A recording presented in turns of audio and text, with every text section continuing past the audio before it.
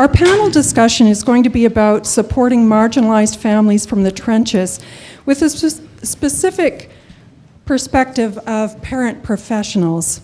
I found it interesting as a mother of two kids on the spectrum that I've met many, many parents of children on the autism spectrum who are also professionals working with children or adults on the autism spectrum.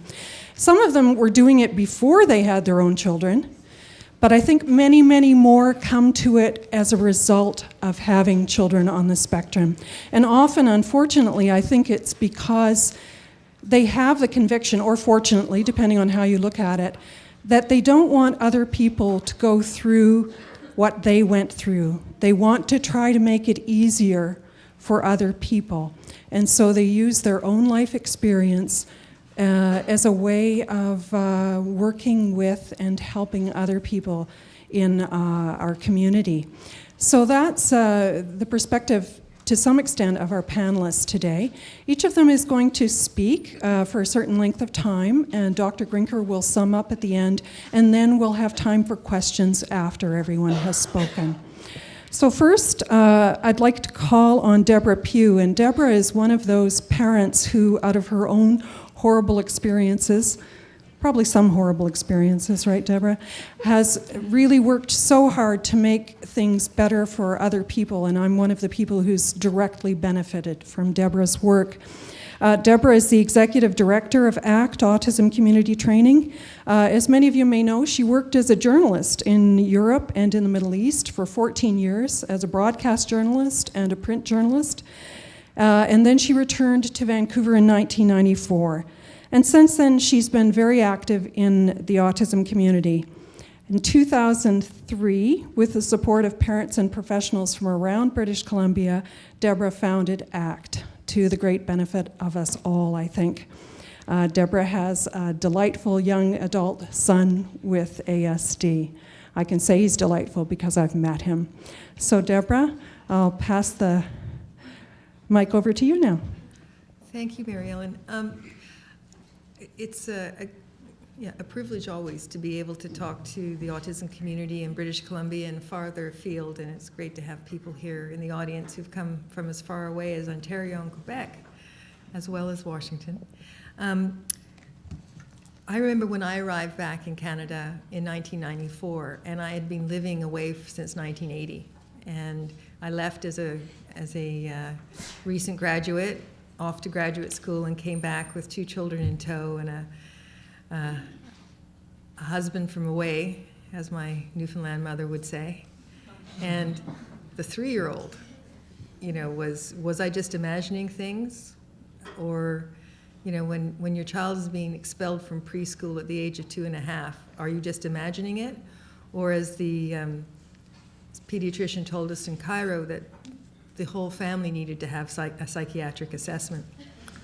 And this was after he had been looking after our daughter for several years. So when I arrived back in British Columbia, it was a pretty shattering experience, because I went from being sort of the most senior person in the Foreign Press Corps in Cairo to being the mother of a child with disabilities. That is no fun, right?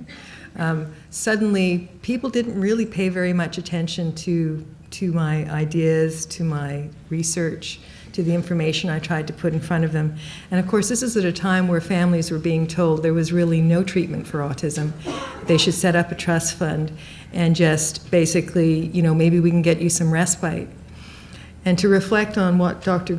Grinker said this morning, the first thing I did when I started working as a volunteer and then later as a staff person for the Autism Society was to write a booklet for parents, which was called Services You'd Ask For If You Only Knew About Them, right?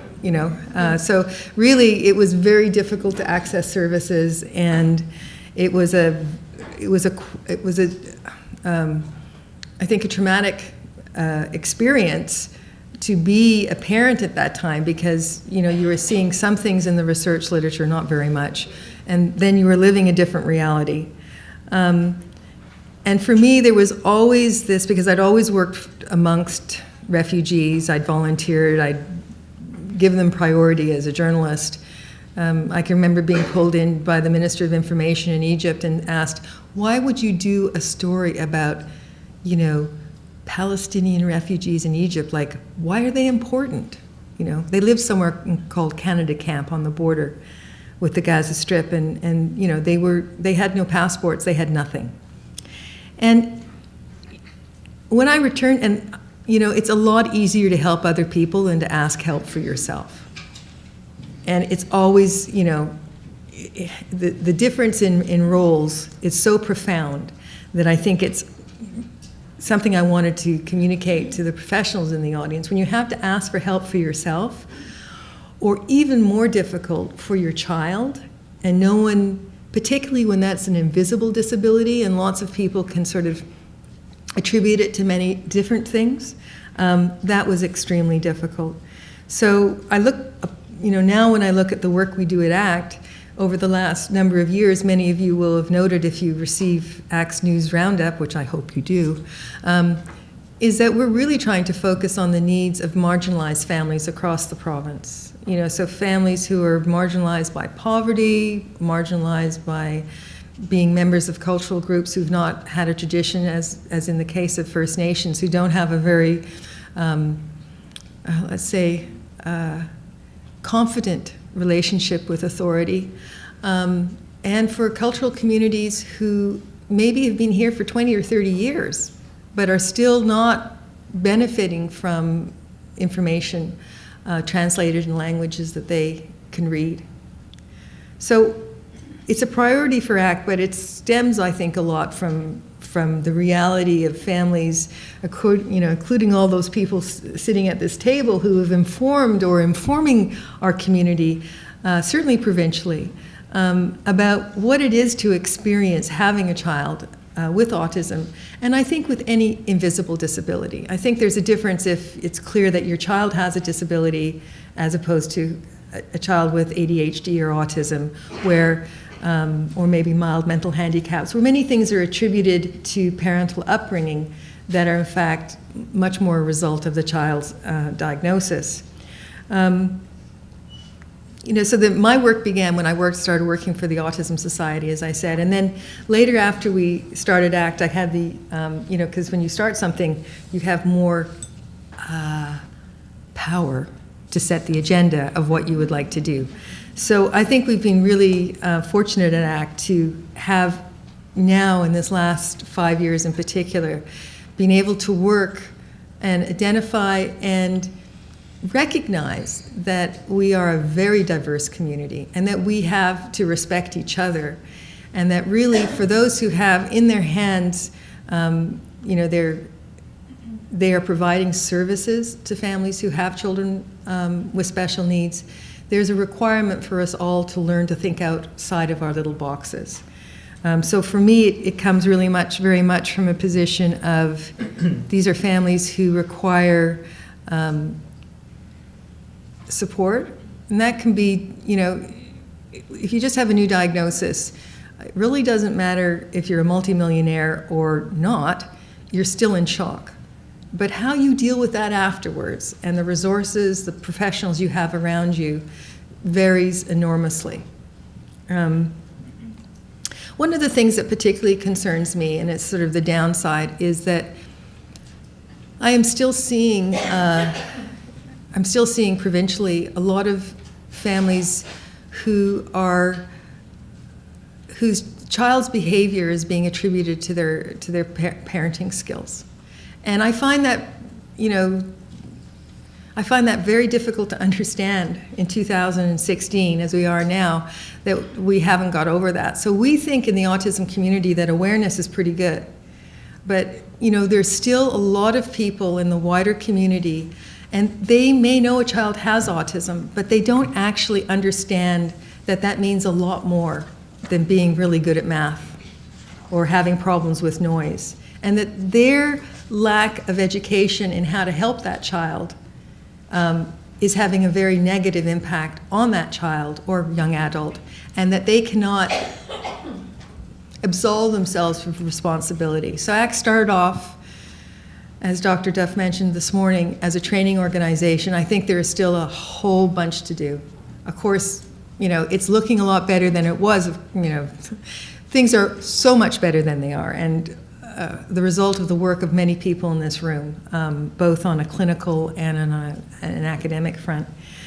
But I'm still seeing in the realm of child protection services, families being judged for their child's behavior, even when there's recognition that it's autism, still attributing a lot of the realities in that family dynamic, not to a lack of support services, but to child protection concerns. And for me, that is extremely worrying. And it goes across communities. So I just want to close by saying that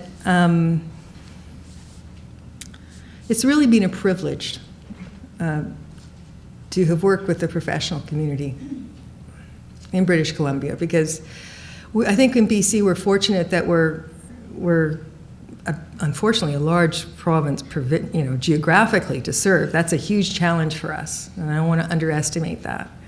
It's a huge challenge for government, for school districts that are so enormous that we have to recognize that there are some very particular constraints. But we're also incredibly fortunate that our population, we can still communicate with each other. We still have, we all know who each other is within the autism world pretty well. And we can work together, and we have worked together. I'm very hopeful for the future, because I see something, despite all the challenges, I see a real sea change for our community, much more confidence in ourselves to affect change, and much more, and I think our families need to have higher expectations of change can happen. The policies and procedures we have now in all our organizations, institutions, we're not, they didn't come down from the mountain, written on stone tablets. That we can improve things, and we have the capacity to do so, and we now have the educational standard to do so. So 20 years ago, it was pretty devastating to receive a diagnosis of autism for our son. I'm not devastated by it any longer. I am actually privileged